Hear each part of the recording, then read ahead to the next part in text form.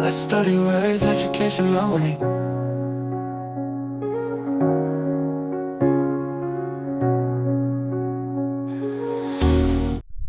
Hello everyone, स्वागत है आपका एजुकेशन मेलन के इस ब्रांड न्यू पॉलिटी कोर्स में, जहां हर टॉपिक आपको मिलेगा क्लियर, क्रिस्प और एग्ज़ाम ओरिएंटेड। फिर चाहे कोई भी एग्ज़ाम हो, यूपीएससी, एसएससी, पीसीएस, सभी गवर्नमेंट एग्ज़ाम्स में पॉलिटी आती ही है और ये इम्पॉर्टेंट रहने भी वाली है। तो आइए आज के इस न्यू सेशन में हम देखते हैं कि हम क्या पढ़ने वाले हैं। And we are going to study schedules and sources today. तो शेड्यूल्स, सबसे पहले हम शुरू करते हैं शेड्यूल्स से। तो शेड्यूल्स हमारे कॉन्स्टिट्यूशन में ओरिजिनली कितने शेड्यूल थे? 8 शेड्यूल्स थे। विद अमेंडमेंट हमने कुछ और ऐड किए हैं, एक एक हम इसको पढ़ते हैं। तो सबसे पहला schedule number 1, that is territories of India. इसमें बेसिकली क्या है, स्टेट्स और यूनियन की जो टेरिटरीज हैं उनके नाम वगैरह वो शेड्यूल 1 में मेंशन है। Then schedule 2 mentions about salaries. President, governor, जजेस, स्पीकर, इन सभी की सैलरीज, या फिर इसको आप ये भी बोल सकते हैं एमोल्यूमेंट्स, या जो भी हमें अलाउंसेस मिल रहे हैं, ठीक है, वो सारे किस किस के? प्रेसिडेंट के, गवर्नर के, जो भी दोनों जजेस हैं और दोनों स्पीकर्स हैं। Then schedule 3 is forms of oath और affirmation for union and state officials. इसकी हमने एक शॉर्टकट ट्रिक भी है जिसके थ्रू हम इसको याद रख सकते हैं, टीयर्स ऑफ ओल्ड पीएम। ये मैं आपको यहाँ लिख देती हूँ so that you can remember, और हम इसी ट्रिक से थोड़ा सा मेंशन करके उनको याद करने की कोशिश करते हैं। टीयर्स ऑफ ओल्ड पीएम, ठीक है। तो सबसे पहला, अगर हम फर्स्ट शेड्यूल 1 की बात करें तो T for territories, then E for emoluments, then A for affirmations, and then R for Rajya Sabha seats. So this is tiers, और S for scheduled areas, ठीक है। आगे हम पढ़ेंगे, पहले इन्हीं को थोड़ा और एक्सप्लेन करके समझ लेते हैं। तो जो हमारा शेड्यूल 3 था, इसमें हम ऑथ्स, अफर्मेशंस, किस किस की? यूनियन और स्टेट ऑफिशियल्स जो भी हैं, वो जो भी ओथ ले रहे हैं, अफर्मेशंस हैं, वो सारी यहाँ पर शेड्यूल 3 में हमारे पास मेंशन होंगी। देन शेड्यूल 4 में राज्यसभा की सीट्स, कि जो भी काउंसिल, राज्यसभा को ही काउंसिल ऑफ स्टेट्स भी बोलते हैं, तो काउंसिल ऑफ स्टेट्स में जो भी सीट्स की एलोकेशन होगी उसका मेंशन शेड्यूल नंबर 4 में दिया हुआ है। देन शेड्यूल नंबर 5 में हमारा जो मेंशन है, that is administration of scheduled areas and tribes. Scheduled areas and tribes में क्या है? बेसिकली ट्राइबल गवर्नेंस स्टेट में कैसे होगी उस चीज़ को यहाँ पे मेंशन करते हैं। इस शेड्यूल 5 से एसोसिएटेड थोड़ी और एक्सप्लेनेशन है जो मैं आपको समझाना चाहूँगी। जो शेड्यूल नंबर 5 है हमारा, बेसिकली इसमें क्या होता है कि एडमिनिस्ट्रेशन जो भी एरियाज़ का हो रहा है उससे एसोसिएट करके गवर्नर को एक रिपोर्ट सबमिट करनी होती है। किसको? प्रेसिडेंट को, ठीक है। और इसके अंदर जो ट्राइबल एडवाइजरी, इसके अंदर जो 5th और 6th, ये दोनों ही हमारे शेड्यूल्ड एरिया से ही एसोसिएटेड होते हैं। डिफरेंस क्या है? 5th शेड्यूल जो है वो हमारा एडमिनिस्ट्रेशन एंड कंट्रोल देख रहा है किस चीज़ का? शेड्यूल्ड एरियाज़ का और शेड्यूल्ड ट्राइब्स का। लेकिन जो शेड्यूल नंबर 5 है, इसमें हम एडमिनिस्ट्रेशन देख रहे हैं किसका? ट्राइबल एरियाज कौन कौन से? असम, त्रिपुरा, मिजोरम एंड मेघालय। ये स्पेसिफिकली के लिए हम देखते हैं, तो इसके डिफरेंसेस हैं थोड़े थोड़े जिनको कि हम समझेंगे। तो जो 5th हमारा शेड्यूल है, इसके अंदर जो प्रेसिडेंट है वो बनाता है किसको? Tribal advisory council. क्या बनाता है? ट्राइबल एडवाइजरी काउंसिल, ठीक है। स्पेसिफिकली किसके लिए? जो शेड्यूल्ड एरियाज हैं हमारे, उनके लिए ट्राइबल एडवाइजरी काउंसिल बनती है, ठीक है। और इस ट्राइबल एडवाइजरी काउंसिल्स में टोटल कितने मेंबर्स होते हैं? इसके अंदर 20 मेंबर्स होते हैं, ध्यान रखेंगे, जिसमें कि 3/4 मेंबर जो होते हैं वो हमारे एसटी में बिलोंग करते हैं। 3/4 कितने हो जाएंगे? 15 मेंबर्स जो हैं वो एसटी मेंबर्स ही होने चाहिए, ठीक है। उसके अलावा अगर हम बात करें तो ये हमने देख ही लिया है कि गवर्नर जो है वो रिपोर्ट देता है किसको, प्रेसिडेंट को, ठीक है। और उसके अलावा गवर्नर जो है उसके पास ये पावर होती है कि प्रेसिडेंट के एसेंट के साथ पार्लियामेंट का कोई भी लॉ है, एनी लॉ ऑफ पार्लियामेंट, उसको अगर लागू करना है नहीं लागू करना है, ये गवर्नर के पास पावर होती है। वो इन स्पेसिफिक शेड्यूल्ड एरियाज़ में कर सकता है उसके पास, अगर उसको लग रहा है कि ये पार्लियामेंट का लॉ है लेकिन इस एरिया के लिए स्पेसिफिकली ज़रूरी नहीं है तो वो उसे हटा सकता है, लेकिन इसमें प्रेसिडेंट की एसेंट होना काफ़ी ज़रूरी है, ये आप ध्यान रखेंगे, ठीक है। देन नेक्स्ट अगर हम शेड्यूल 6 की बात करें तो शेड्यूल 6 में क्या है हमारे पास, शेड्यूल 6 में हमने देख लिया है ये 3 है, आसाम, त्रिपुरा, मिजोरम एंड मेघालय।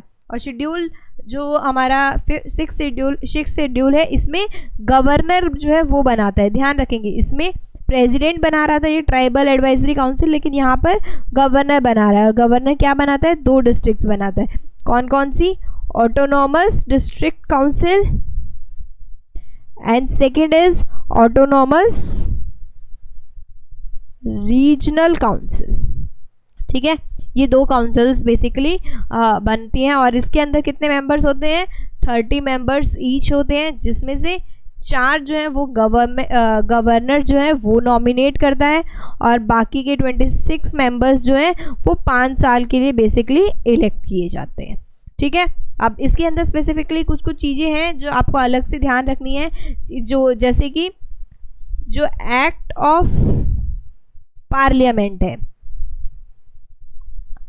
वो अगर किसी इस एरिया में लगाना है या नहीं लगाना है, स्पेसिफिकली आसाम के लिए ये आप अलग से ध्यान रखेंगे कि आसाम के लिए गवर्नर के पास ये पावर होती है, ठीक है। फिर स्टेट लेजिस्लेटिव की अगर हम बात करें, just a second, state legislative या फिर गवर्नमेंट जो भी पार्लियामेंट का एक्ट है या फिर स्टेट लेजिस्लेटिव का कोई भी एक्ट है तो वो अगर आसाम में इम्प्लीमेंट करना है या नहीं इम्प्लीमेंट करना है तो उसके लिए गवर्नर के पास मेन अथॉरिटी होती है। लेकिन जो बाकी की 3 स्टेट्स हैं जैसे कि मेघालय, त्रिपुरा एंड मिजोरम, इन तीनों स्टेट्स के लिए क्या है, प्रेसिडेंट के पास पावर होती है कि पार्लियामेंट के जो भी लॉज हैं, जो भी एक्ट्स हैं वो स्टेट में लागू करने हैं या नहीं करने हैं, उन्हें प्रेसिडेंट का एसेंट ज़रूरी होता है। और अगर स्टेट लेजिस्लेटिव की बात करें तो उसकी पावर गवर्नर के पास होती है। तो ये थोड़ा सा डिफरेंस है जिसे आप ध्यान रखेंगे कि यहाँ पर 3 स्टेट्स हैं जिसमें त्रिपुरा, मेघालय, मिजोरम, इसमें स्पेसिफिकली है कि प्रेसिडेंट जो है वो पार्लियामेंट के मतलब एक्ट्स जो हैं उनको एसेंट देगा या नहीं देगा, अगर लागू कराने या नहीं, और गवर्नर के पास पावर होगी स्टेट लेजिस्लेचर के एक्ट्स को लेके। लेकिन आसाम ऐसी स्टेट है जहाँ पे गवर्नर के पास ही पूरी पावर है, चाहे पार्लियामेंट के एक्ट्स हों या फिर स्टेट लेजिस्लेचर के एक्ट्स हों, दोनों एक्ट्स के लिए एसेंट देना है, उन लागू करना है नहीं करना है, वो पावर पूरे तरीके से गवर्नर के पास ही रहने वाली है, ठीक है। सो आई होप आपको 5th और 6th शेड्यूल में डिफरेंसेस स्पेसिफिकली समझ आए होंगे कि क्या डिफरेंसेस हैं। तो आइए अब हम नेक्स्ट स्टार्ट करते हैं। Next is schedule number 5th हमने देख लिया, शेड्यूल नंबर 6 भी हमने देख लिया है। Tribal areas in north east, Assam, Meghalaya, Tripura, Mizoram. इसको शॉर्टकट से याद रखने के लिए आप ऐसे भी याद रख सकते हैं ATMM, या फिर हाँ, और इसमें ये ध्यान रखेंगे कि जो M है इसके अंदर मणिपुर नहीं आ रहा है, तो अगर ऑप्शन में मणिपुर, ये स्पेसिफिकली ध्यान रखेंगे कि मणिपुर नहीं आएगा, ठीक है। Then schedule number 7 is division of powers, union, state, concurrent list जो है उनके बारे में यहाँ पे स्पेसिफिकली मेंशन है। देन शेड्यूल नंबर 8 में ऑफिशियल लैंग्वेजेस, ठीक है, ऑफिशियल लैंग्वेजेस 22 लैंग्वेजेस जो हैं दे आर लिस्टेड हेयर। और उसके अलावा शेड्यूल 9 में लॉज अंडर स्पेसिफिकली आर्टिकल 31(20) कि जिन लॉज को जुडिशियल रिव्यू से बचाया गया है उन एक्ट्स को शेड्यूल नंबर 9 में डाला गया है। लैंड रिफॉर्म से एसोसिएटेड हो गए या फिर कोई और होंगे वो भी। अब यहाँ से शेड्यूल नंबर 9 से जो हमारे कॉन्स्टिट्यूशन के अमेंडमेंट्स हुए हैं उसके बाद से ये शेड्यूल्स जो हैं वो आने शुरू हुए हैं। तो अगर हम सबसे पहला शेड्यूल नंबर 9 की बात करें तो ये फर्स्ट कॉन्स्टिट्यूशन अमेंडमेंट एक्ट से आया है जो कि 1951 में आया था। Then schedule number 10 that is anti defection law. इसमें बेसिकली एमपीज एमएलएज की डिफेक्शन के ग्राउंड पे जो डिस्क्वालिफिकेशन होती है उसके बारे में स्पेसिफिकली मेंशन है. और ये कौन से कॉन्स्टिट्यूशनल अमेंडमेंट एक्ट से आया है? ये आया है 52nd कॉन्स्टिट्यूशन अमेंडमेंट एक्ट 1985. ये आप ध्यान रखेंगे, ये इंपॉर्टेंट है, इनके अमेंडमेंट्स वो पूछ लेता है. देन शेड्यूल 9, शेड्यूल 11 और शेड्यूल 12 ये दोनों के दोनों हमारे आए हैं किस किस से? 73rd constitution amendment act 1992 and then this is 74th constitution amendment act 1992 से. ठीक है, तो शेड्यूल नंबर 11th और 12th में क्या है? पंचायती राज की पावर्स, क्या क्या पावर्स, अथॉरिटीज़, रिस्पॉन्सिबिलिटीज़ पंचायत को मिल रही हैं और अर्बन लोकल बॉडीज़ को मिल रही हैं, वो यहाँ पर स्पेसिफिकली मेंशन है.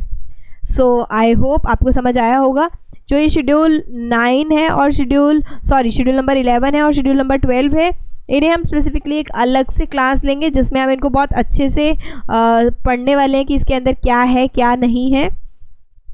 Schedule number 10 52nd constitution amendment act anti defection law, इसमें कुछ चीज़ें हैं जो आपको मैं अभी बताना चाहूँगी और कुछ जब हम पार्लियामेंट सेंट्रल गवर्नमेंट वो पढ़ेंगे तो हम देखेंगे. तो अगर हम बात करें 10th शेड्यूल की, जो कि हमारा एंटी डिफेक्शन लॉ है, इसके अंदर क्या होता है? इसके अंदर सबसे पहले एंटी डिफेक्शन लॉ की पावर किसके पास है? तो पावर है प्रिसाइडिंग ऑफिसर के पास. ध्यान रखेंगे, presiding officer is the main authority. अगर प्रिसाइडिंग ऑफिसर ने डिसाइड किया है कि एंटी डिफेक्शन लगना चाहिए तो लगेगा. अगर उसको नहीं लग रहा है कि ये ज़रूरी है, वो एक्सेप्ट भी नहीं करना चाहता है, तो वो भी पूरे तरीके से उसी की अथॉरिटी होती है. ठीक है, इसके अंदर कुछ एक 91st कॉन्स्टिट्यूशन अमेंडमेंट एक्ट भी आया था जिसके थ्रू भी कुछ चीज़ें ऐड की गई थी. तो हम स्पेसिफिकली अलग से 91st में क्या आया, 52nd में क्या आया, वो हम अलग से जब हम कॉन्स्टिट्यूशन अमेंडमेंट्स को पढ़ेंगे तब हम अच्छे से उनको देखेंगे. तो फिलहाल बेसिकली ये जो डिस्क्वालिफिकेशन लगती है, डिफेक्शन लगती है, वो कब लगती है? वो लगती है अगर वॉलेंटरली कोई भी रिज़ाइन करता है पार्टी की मेंबरशिप से. वॉलेंटरली रिज़ाइन करता है कहाँ से? पार्टी की मेंबरशिप से. ठीक है, देन इसके अलावा अगर वो पार्टी की डिस्क्रिशन के बेसिस पे कि पार्टी बोल रही है ये वोट करना है, येस में वोट करना है, लेकिन वो नो में वोट कर रहा है, तो अगर वो पार्टी से बहुत अलग वोट कर रहा है तो भी उसके ऊपर एंटी डिफेक्शन का लॉ लगाया जा सकता है. ठीक है, देन अगर कोई नॉमिनेटेड मेंबर है कि उसको नॉमिनेट किया गया था और अगर वो 6 महीने तक किसी भी पार्टी को ज्वाइन नहीं करता है तो भी उसके ऊपर एंटी डिफेक्शन लॉ लगता है. कि अगर वो किसी भी पार्टी को 6 महीने बाद जाके ज्वाइन करने की प्लानिंग करता है या ज्वाइन करेगा तो उस पर एंटी डिफेक्शन लॉ लग जाएगा. 6 महीने के अंदर अगर वो किसी पार्टी को ज्वाइन कर लेगा तो उसके ऊपर कोई एंटी डिफेक्शन लॉ नहीं लगेगा. तो आई होप आपको ये समझ आ गया होगा. आगे शुरू करते हैं. The next topic is sources of constitution. अब कॉन्स्टिट्यूशन हमने कौन कौन से सोर्सेज से लिया है, इस पर भी कई बार डायरेक्ट क्वेश्चंस एग्जाम्स में देखने को मिलते हैं. एंड आई होप आपको ये सेशन अभी तक समझ आया होगा. तो आगे कंटिन्यू करते हैं. तो यहाँ पे मैंने कुछ 3 कंट्रीज़ लिखी हैं कि हमने किस कंट्री से क्या क्या चीज़ें ली हैं.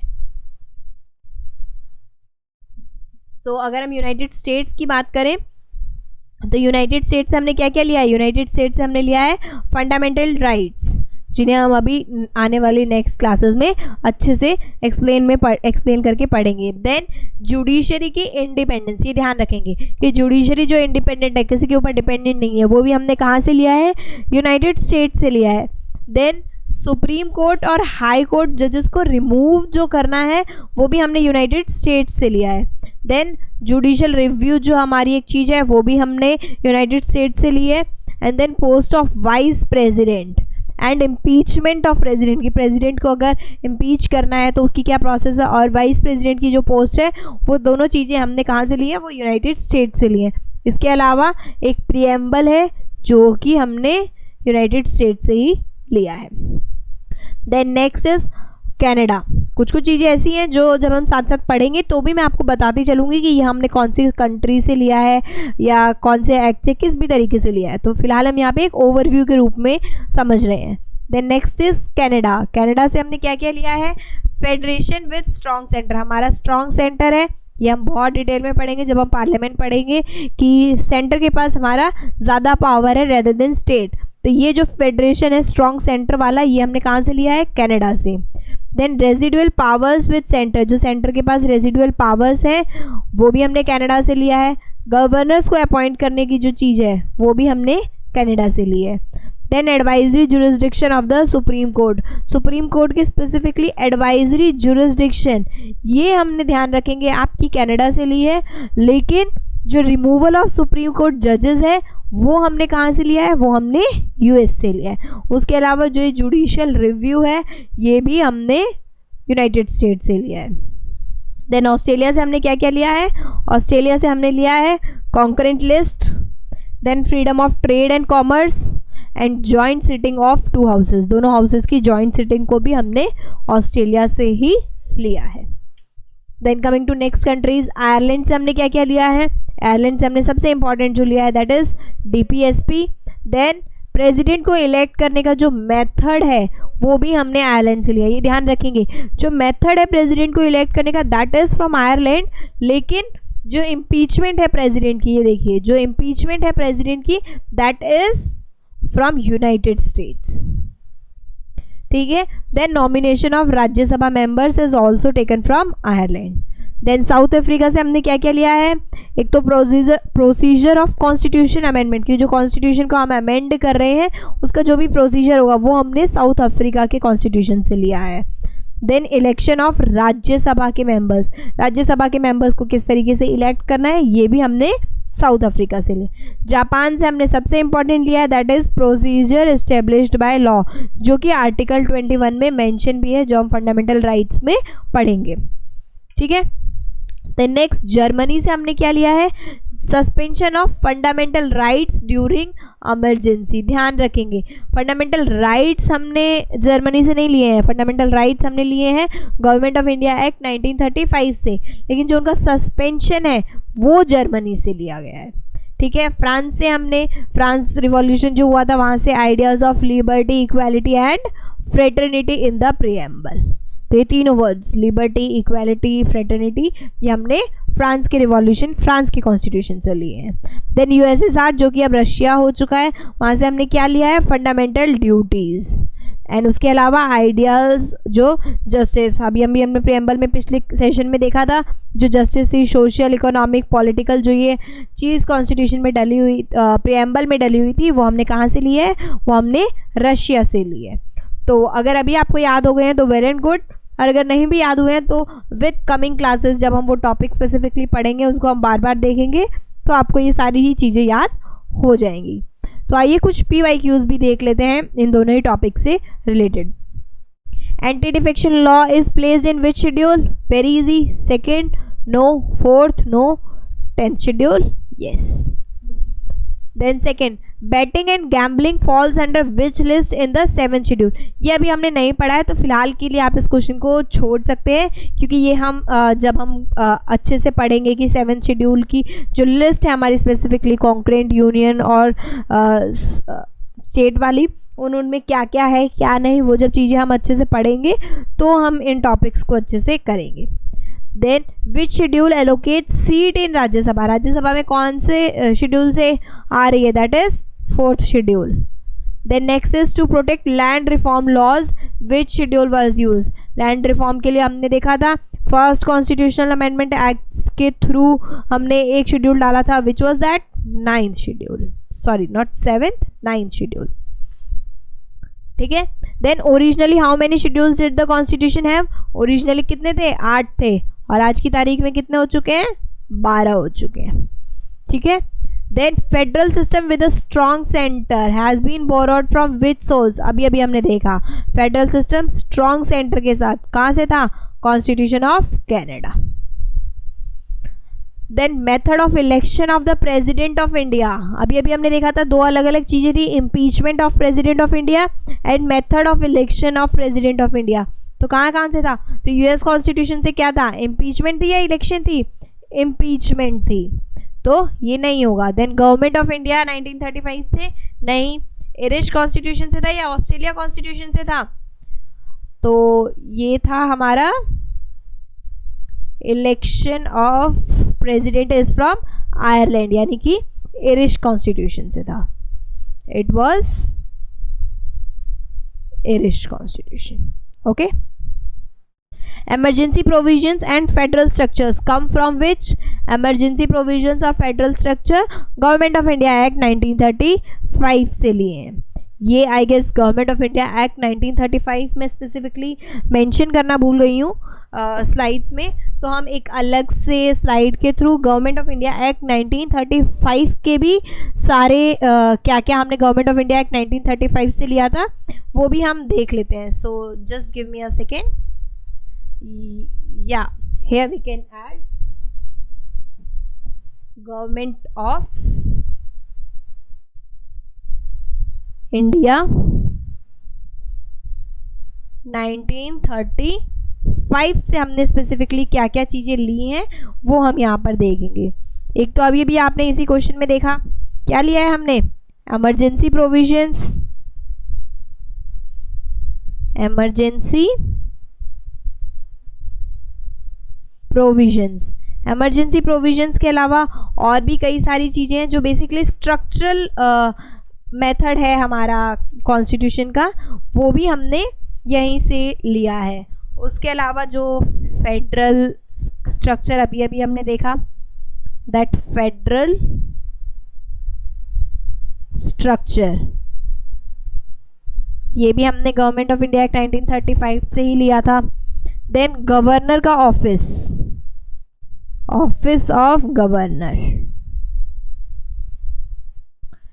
देन इमरजेंसी प्रोविजंस हो गया है। उसके अलावा एडमिनिस्ट्रेटिव डिटेल्स में बेसिकली जो भी एडमिनिस्ट्रेशन की डिटेल्स थी वो सभी भी हमने गवर्नमेंट ऑफ इंडिया एक्ट 1935 से ली थी। सो आई होप बाकी सब स्टेट्स तो हम कर चुके हैं, Germany, France, USSR, Ireland, south Africa, Japan, United states, Canada, Australia. British constitution हमने स्पेसिफिकली नहीं लिखा है, आइए उसको भी हम देख लेते हैं। ब्रिटिश कॉन्स्टिट्यूशन से हमने क्या क्या लिया है?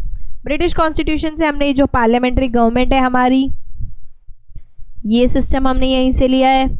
Then second is rule of law, जो हम फंडामेंटल राइट्स में बहुत डिटेल में पढ़ेंगे, वो भी हमने यहीं से लिया है। देन सिंगल सिटीजनशिप तो हमने आई गेस कनाडा से ली है, नहीं कनाडा से तो हम नहीं लेंगे, सिंगल सिटीजनशिप भी हमने यहीं से ली है ब्रिटिश से। ऑल्दो इस पे I am not that sure, तो प्लीज़ आप इसको एक बार रीचेक जरूर करेंगे, ठीक है। देन उसके अलावा अगर हम बात करें जो पार्लियामेंट बाइकैमलरिज्म है, बाइकैमलरिज्म, पार्लियामेंट प्रिविलेजेस हो गई, ओके। देन लेजिस्लेटिव प्रोसीजर्स जो भी हैं वो भी हमने ब्रिटिश कॉन्स्टिट्यूशन से ही लिए। तो आई होप अब हमारा सारे ही जो कंट्रीज़ हैं जहाँ जहाँ से हमने जो कुछ लिया है वो हमारा हो चुका है। So coming to the next question, directive principle DPSP हमने कहाँ से लिया है? अभी अभी हमने पढ़ा था, we have taken this from Irish constitution. Then joint sittings of the parliament, joint sitting of parliament are inspired by which constitution? Australia, USSR, US और जापान। ये आप मुझे कमेंट सेक्शन में बताएंगे। अभी अभी हमने पीछे पढ़ा था कि हमने ये कहाँ से ली है joint sitting of parliament. You will tell me the answer in comment box. Then next is concept of republic in the preamble was influenced by France, UK, USA और USSR। तो रिपब्लिक वाला जो कॉन्सेप्ट है, the concept of Republic, this is taken from USA।